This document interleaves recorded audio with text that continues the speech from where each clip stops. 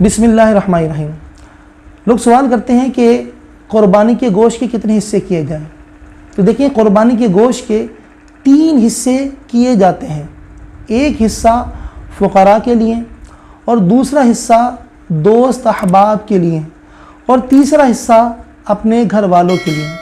لیکن اگر کوئی تمام کا تمام گوشت اپنے پاس رکھ لیتا ہے جب بھی کوئی گناہ نہیں ہے، اور یہ بات بھی ساتھ میں ذہن میں رکھیں کہ ہمارے معاشرے میں ایک رواج بہت زیادہ عام ہوتا جا رہا ہے۔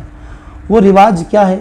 وہ یہ ہے کہ ہم قربانی کا گوشت ایسے شخص کو دیتے ہیں کہ جس کے گھر میں آلریڈی قربانی ہو رہی ہے، یا پھر جن کے یہاں سے ہمارے یہاں قربانی کا گوشت آیا ہے، ہم اپنی قربانی کے گوشت انہی لوگوں کے یہاں بھیجتے ہیں۔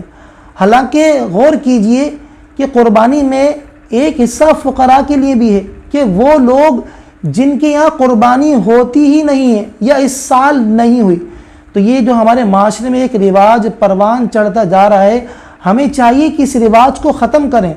ہم قربانی کا گوشت ان گھروں میں دیں جہاں قربانی نہیں ہوتی، کیونکہ جن گھروں میں قربانی ہو رہی ہے آلریڈی ان کے پاس تو گوشت موجود ہوگا۔